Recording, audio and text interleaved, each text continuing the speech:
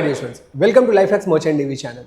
Last video के अंदर में हम लोगों ने कवर किया था 2024 के अंदर में आए हुए जो भी स्टार्टिंग के 10 क्वेश्चन थे उनको हम लोगों ने इन डिटेल यहाँ पर देखा था।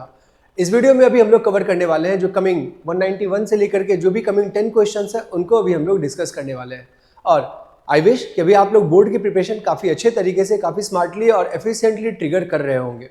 आए जरा पहले इन क्वेश्चंस को भी देखते हैं। जैसा कि आप ये क्वेश्चंस देख रहे हो, आपको पिछले वीडियो में 181 क्वेश्चन जो भी था हमारे पास, वहाँ हमारे पास सॉलिड स्टेट का क्वेश्चन था और ये वाला जो क्वेश्चन है वो आपका सरफेस केमिस्ट्री का है। अब ये दोनों के दोनों चैप्टर तो ऐसे से एनसीईआरटी से एलिमिनेटेड है, बट टिल 2024 तक के करीब में भी अगर आईएमसीटी ने वहाँ से क्वेश्चन पूछा है देन गारंटेड आपके अभी भी एग्जाम्स में आ सकते हैं। तो ऐसे जितने भी क्वेश्चंस हैं इन सभी क्वेश्चंस को आप प्रीवियस ईयर से या एनसीईआरटी से आपको एक बार तो गो थ्रू करना ही होगा। जैसे आप ये सवाल देख रहे हो, लिखा हुआ है colloidal solution is commonly used in the treatment of skin disease. साफ एनसीईआरटी में लिखा हुआ है कि कोलाइडल सॉल्यूशन अब जो सल्फर होता है ये हमारा किसके काम में आता है, ये हमारे स्किन डिजीज के काम में आता है, ये हमारा स्किन डिजीज के काम में आता है। फर्दर हम आपको और जानकारी के लिए बता दें, कोलाइडल सॉल्यूशन ऑफ जो सिल्वर होता है वो एज अ एंटीसेप्टिक के रूप में यूज होता है। कोलाइडल सॉल्यूशन ऑफ एंटीमनी या कोलाइडल सॉल्यूशन ऑफ, पहले गोल्ड की बात कर लेते हैं। कोलाइडल सॉल्यूशन ऑफ गोल्ड आपका मेडिसिनल रिसर्च के काम में आता है। मेडिसिनल जो भी रिसर्च होता है उसके अंदर में हमारा कोलाइडल सॉल्यूशन ऑफ गोल्ड काम में आता है। फर्दर अगर एंटीमनी की बात करें तो एक डिजीज है कालाजार उसके काम में specifically colloidal solution of antimony हमारे काम में आता है। सही है, चलिए तो ये देख रहे हो बिल्कुल मेमोरी बेस्ड क्वेश्चन और अगेन एक इजी लेवल का क्वेश्चन हम आपको बता सकते हैं कि जो आपका 191 क्वेश्चन जो भी था वो अगेन यहाँ एक बढ़िया सवाल अभी आपके पास आया हुआ है और यह सवाल 11th के केमिकल बॉन्डिंग के चैप्टर से आया हुआ है। और क्या पूछा है इसने, इनमें से कौन सा वाला हाइड्राइड होगा जो इलेक्ट्रॉन डेफिशिएंट है। आप एक बात बताओ, आपके पास तो है CH4, अब CH4 तो हो गया हमारे पास ये वाला अब इसके अंदर में कोई हाइड्राइड न कार्बन इलेक्ट्रॉन डेफिशिएंट है ना हाइड्रोजन इलेक्ट्रॉन डेफिशिएंट है। आप NaH की बात करो, सोडियम प्लस और sodium hydride, hardly metal hydride बनाते हैं बट हाँ सोडियम कैल्शियम मैग्नीशियम के मेटल्स हाइड्राइड बनाते हैं। सोडियम ने एक इलेक्ट्रॉन दिया और हाइड्रोजन ने एक इलेक्ट्रॉन ले लिया, तो कोई यहाँ पर भी इलेक्ट्रॉन डेफिशिएंट हाइड्राइड नहीं है। CH2 की बात करो, अगेन वही मेटल नॉन मेटल की बात होगी।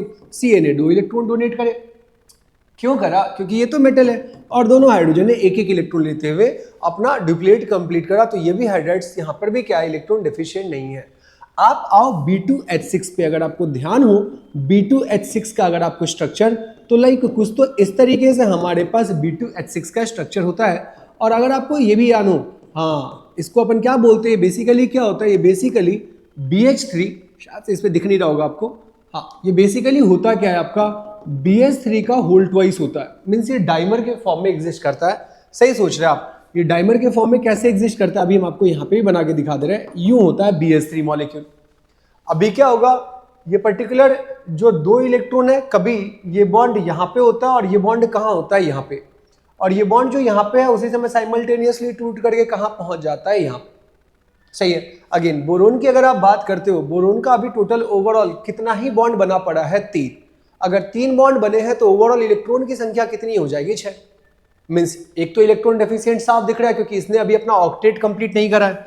बाकी आपको अगर हम बताएं, आपने कुछ तो इसका नाम जरूर सुना होगा जिसको अपन कौन सा वाला बॉन्ड बोलते हैं, जिसको अपन बोलते हैं बनाना बॉन्ड। क्या ये दिख रहा है, क्या ये ऊपर वाला, और ये रहा हमारे पास यूं इस तरीके से नीचे वाला। और यही बॉन्ड कहाँ फ्लिप करता है, इस साइड भी फ्लिप करता है, और ये वाला कहाँ फ्लिप करता है, इस साइड फ्लिप करता है।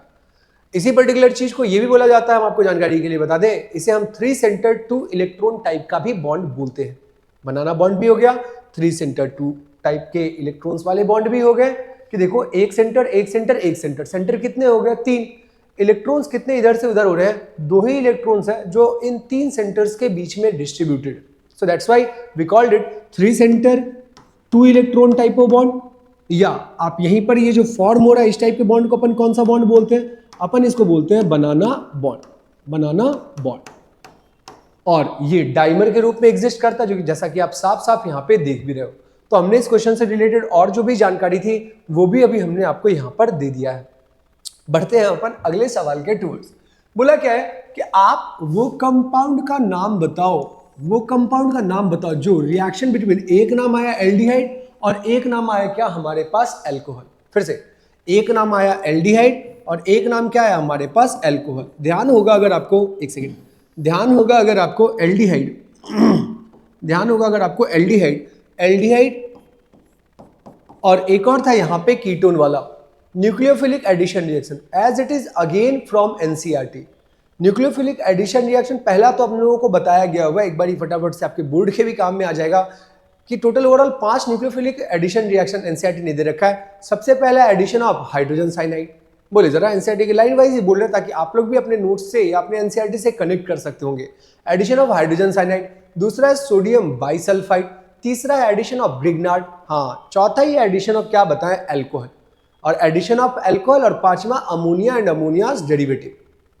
एडिशन ऑफ एल्कोहल के अंदर में आपको ध्यान आ भी रहा होगा, एक तो हमारा क्या बनता है, एक हमारा बनता है हेमी एसिटल, हाँ, और एक क्या बनता है हमारे पास एसिटल। जब ये भी वाटर मॉलिक्यूल बन करके क्या हो जाते हैं, रिमूव हो जाते हैं, तो इसी का ही अपन क्या बोलते हैं, इसको अपन बोलते हैं हेमी एसिटल, इसको अपन क्या बोलते हैं, इसको अपन बोलते हैं हेमी एसिटल, और बगल वाले को अपन क्या बोलेंगे एसिटल। और एक और फॉर्म करता है कीटल। इथेनिल ग्लाइकॉल के साथ जब रिएक्ट करते हैं तो हमारा क्या फॉर्म कर जाता है, कीटल फॉर्म कर जाता है। क्या ये बात समझ में आ रहा है? बाकी और कहीं कोई ऑप्शन नहीं दे रखा, तो इसका करेक्ट आंसर कौन सा वाला होगा, इसका करेक्ट आंसर तो होगा आपका पहला वाला, एंड दैट इज क्या बताया एसिटल। सही है, इस बच्चे ने यहाँ पे क्या करा है, गलत करा।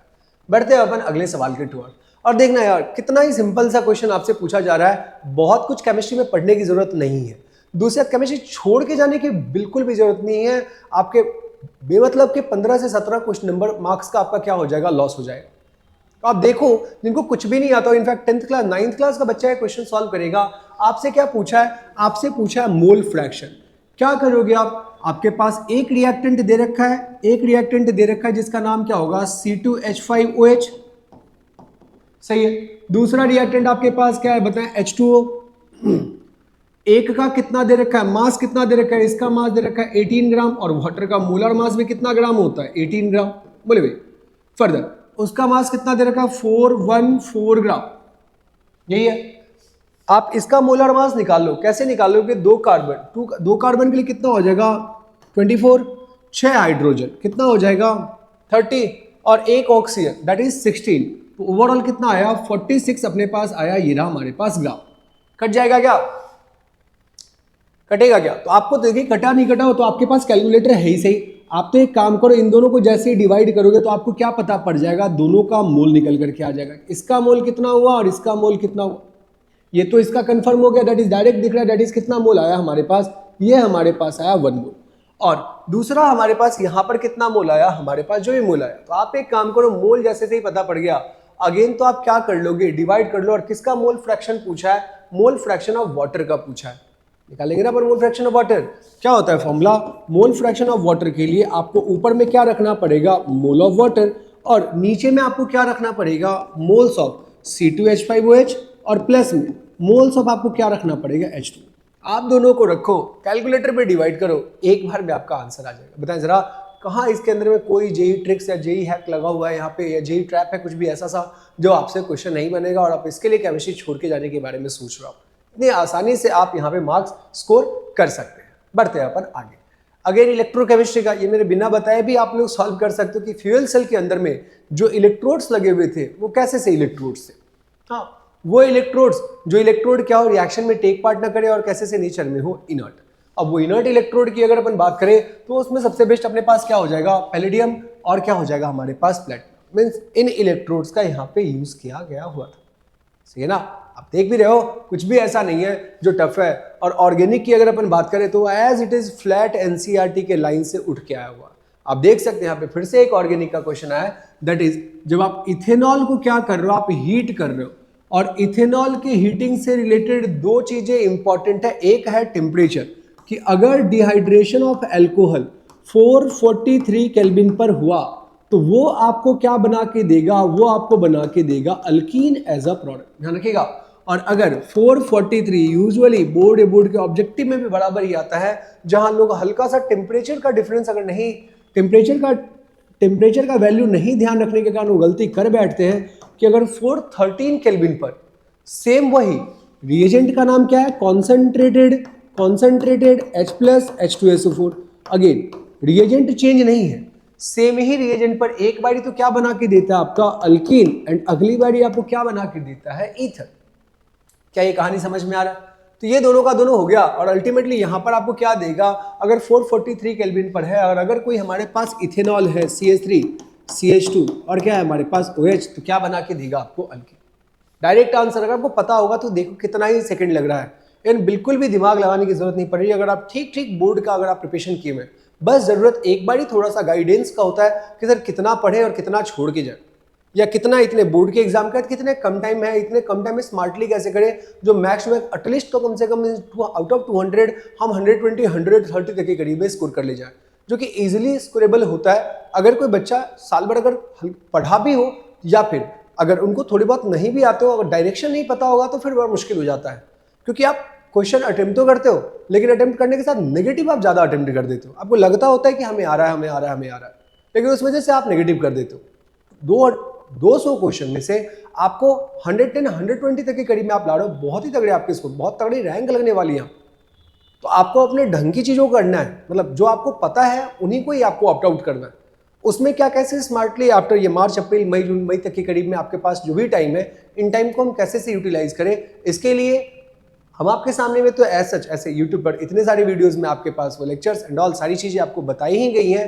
बाकी आप नीचे दिए गए नंबर पर भी आप कॉल करते हुए पता कर सकते हैं कि सर कैसे से क्या गाइडेंस होनी चाहिए, ताकि हम सही तरीके से फाइनली स्पॉन्सरशिप के साथ हम फाइनली ये DNS का कोर्स या जो भी आप यहाँ से इंजीनियरिंग का कोर्स करना चाहते हो, जो भी करना चाहते हो, आप वो क्लियर कर पाओ। सही है, आए जरा अगला सवाल देखते हैं। ये सवाल थोड़ा सा हल्का सा देखा जाए, अगेन ऑर्गेनिक का ही है, और देखना यार अगेन इसको भी हम NCERT से ही करेक्ट करते हैं। हम लोग देखेंगे क्या है, क्या दिया हुआ हमारे पास, C7H8O डिजॉल्व इन NaOH, सही बात है, gives a characteristics colour with FeCl3, यहां तक भी ठीक है। अगेन दे रहा है again on treatment with bromine, देखना जरा पहली बात तो कार्बन की संख्या क्या है हमारे पास 7 कार्बन है, तो इतना जरूर समझना कुछ तो सर बेंजीन का कुछ तो डेरिवेटिव होगा जिसमें से एक O भी है, तो या तो कि तो ये ईथर टाइप की चीजें होंगी, यानी तो बेंजीन पर कुछ लाइक OH होगा ईथर होगा, यानी तो एल्डिहाइड होगा क्योंकि एक कार्बन और बढ़ाया हुआ है, ईथर होगा एल्डिहाइड होगा, यानी तो अल्कोहल होगा और कहीं तो OH लगा हुआ होगा। देख लेते हैं क्या कैसे नहीं। बोला कि जैसे ब्रोमिनेशन करवाते हैं तो ट्राई ब्रोमो एग्जाम्पल दे रहा है। ट्राई ब्रोमो तो यार आपको इतना जरूर समझ में आ रहा होगा कि ट्राई ब्रोमो अगर प्रोडक्ट दे रहा है तो ये ट्राई ब्रोमो और ऑक्सीजन से रिलेटेड है, तो आपको ध्यान होगा कि कैसे से हुआ करता था ट्राई ब्रोमो, हाँ याद है ना, लिमिटेड अमाउंट में होता था तो हमारे पास क्या दे देता था, सिंगल ब्रोमिनेटेड प्रोडक्ट। जब एक्सेस अमाउंट में होता था तो हमारा क्या दे देता था, अगेन एनसीईआरटी में साफ दे रखा है 1 मोल Br2 एंड 3 मोल Br2। तो ये देखो आपका ट्राई ब्रोमो डेरिवेटिव अपने पास यहाँ पे प्रोडक्ट दे रहा है, लेकिन अगेन कार्बन कितना बोला है 7। अच्छा further this is an organic compound, again same ही सवाल दो बार again repeated, the compound is, again उसके आगे सवाल दो बार रिपीटेड है।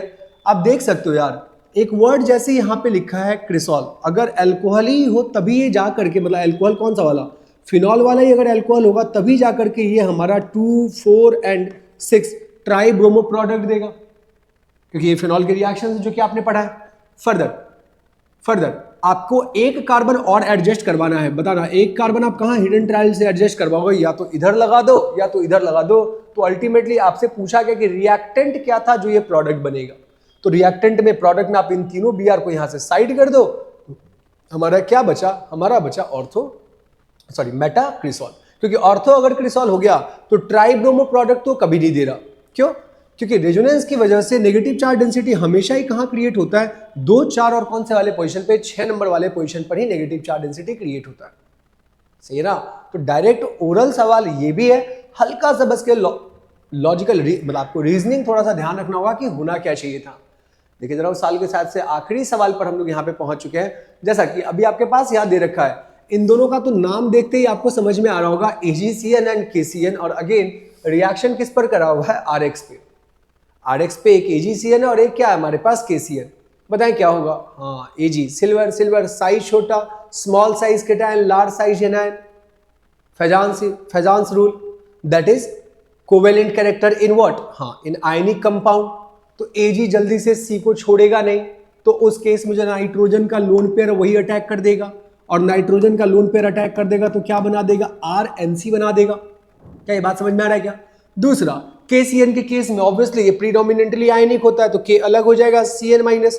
कार्बन के ऊपर में जो भी आपका नेगेटिव होगा वो ज्यादा विग्रस होगा, और जो भी आपके पास सेकेंड स्टेप वाला जो प्रोडक्ट बन रहा है तो A तो हमारा ये हो जाएगा और B हमारा क्या हो जाएगा, RCN हो जाएगा। मीन्स एक के केस में आपको आइसोसाइनाइड मिलेगा और एक के केस में आपको क्या मिलेगा, साइनाइड, या आप इसको क्या बोल सकते हो, नाइट्राइड, या ऊपर वाले को आप आइसोनाइट्राइड बोल दो, कोई इशू नहीं। तो ये थे आपके टोटल ओवरऑल। एक बार और देख लेते हैं, शायद से क्वेश्चंस और बचे हैं क्या अपने पास? हाँ, एक दो क्वेश्चंस अभी और बचे हुए, चलिए जरा उसको भी अपन देख लेते हैं। तो यहाँ प्रोडक्ट तो साफ समझ में आ रहा है कि सर हमारा ऑप्शन कौन सा वाला होगा, डी वाला। मेरा बस ये एक इंटेंशन है कि आप देख सकते हो कि सवाल बहुत ज्यादा टफ नहीं है, बस किसी भी कॉम्पिटेटिव एग्जाम के लिए हमें उसके अकॉर्डिंगली या उसको जो नीड है उतना अपने आप को अकॉर्डिंगली ढालना होगा, जब जाकर के हम प्रॉपर स्कोर कर पाएंगे। सही है। आप अगला क्वेश्चन देखिए जरा, यहीं पे ही सिस्प्लैटिन। यार ये तो जो बच्चे 11th में आते हैं वहीं पर इनके बारे में बता दिया जाता है।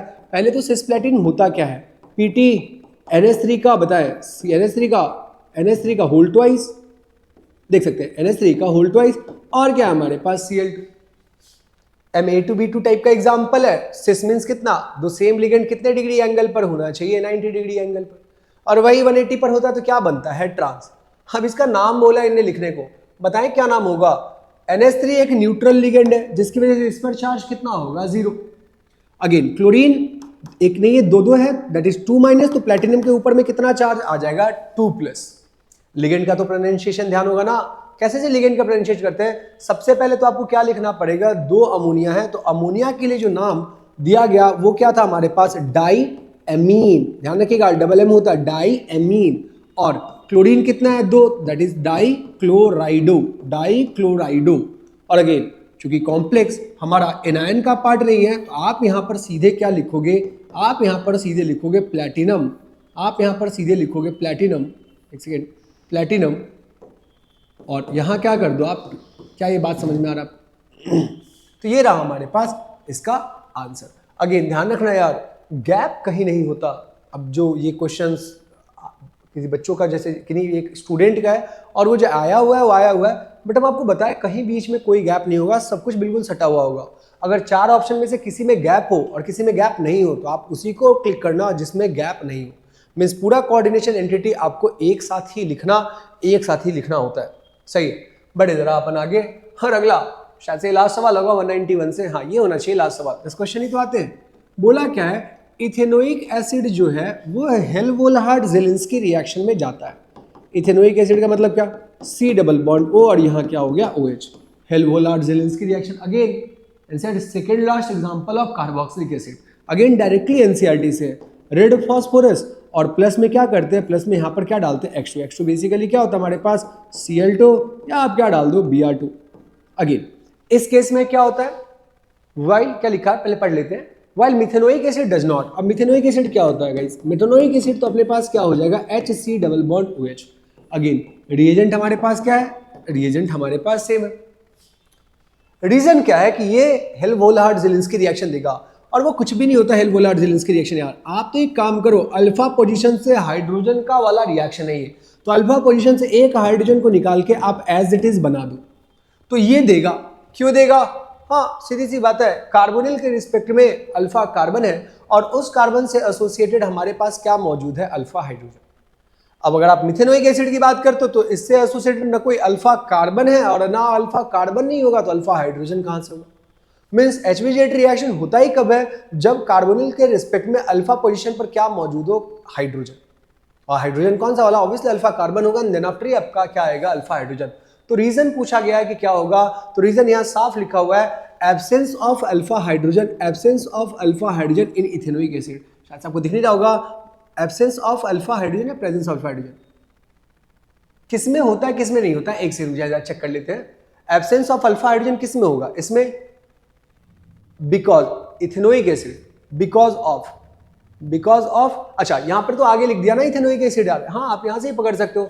इसमें क्यों होता है, तो ये ऑप्शन तो गलत है, एब्सेंस तो नहीं होता अल्फा हाइड्रोजन इथेनोइक एसिड में। इथेनोइक एसिड में तो अल्फा हाइड्रोजन क्या होता है, प्रेजेंट होता है। हाँ तो ये वाला ऑप्शन आपका क्या हो जाएगा, ये वाला ऑप्शन आपका सही हो जाएगा। क्यों, क्योंकि इसके केस में आप क्या बोलोगे, इसके केस में आप बोलोगे एब्सेंस ऑफ कौन सा वाला हाइड्रोजन, अल्फा हाइड्रोजन। तो ये रहे आपके बचे हुए 10वें सवाल 2024 के अंदर में आए हुए। एक बार आप इसको नोट भी कर लीजिए। सही है, चलिए ऐसी वीडियो के लिए या फिर अब अपन नेक्स्ट अपनी वीडियो में जो 2025 के अंदर में आए हुए क्वेश्चन है हम उसको अगेन छोटे छोटे वीडियोस में ही कवर करेंगे। पहले 10 सवाल एंड देन आफ्टर 10 सवाल। Thank you.